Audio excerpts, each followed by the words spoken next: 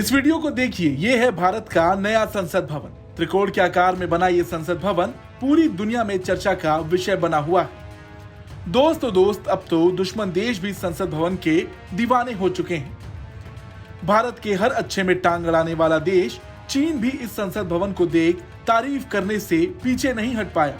चीनी राष्ट्रपति Xi Jinping की कम्युनिस्ट पार्टी के मुखपत्र समझे जाने वाले चीनी अखबार ग्लोबल टाइम्स ने भारत के नए संसद भवन को लेकर पीएम नरेंद्र मोदी की जमकर तारीफ की और कहा कि भारत औपनिवेशिक काल की सभी निशानियों को मिटा रहा है। अखबार में लिखा गया कि चीन भारत की गरिमा बनाए रखने और अपनी स्वतंत्रता को कायम रखने की इच्छा के साथ खड़ा है और चाहता है कि भारत विकास करे। भारतीय प्रधानमंत्री नरेंद्र मोदी ने देश के नए संसद भवन का उद्घाटन किया।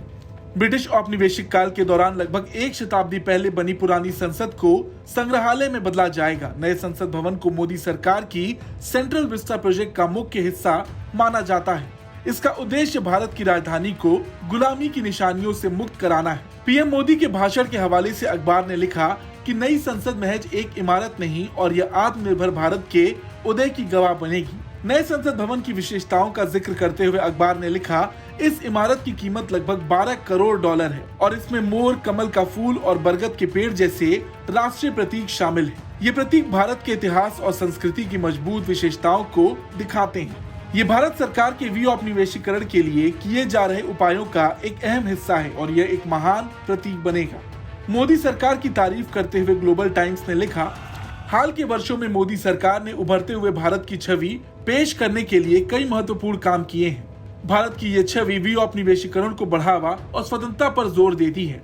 भारत ने उपनिवेशवाद के प्रतीकों को हटाने के लिए कई बड़े कदम भी उठाए, जिसमें प्रतिष्ठित इमारतों का नाम बदलना और उन्हें फिर से तैयार करना, औपनिवेशिक इतिहास से जुड़ी बजट प्रथाओं को बदलना, अंग्रेजी के आधिकारिक उपयोग को कम करना और हिंदी भाषा के उपयोग को बढ़ाना शामिल है। अखबार ने कहा कि भारत एक ऐसा देश रहा है जिससे उपनिवेश बनाया गया और अब वो राष्ट्रीय आधुनिकीकरण का काम कर रहा है।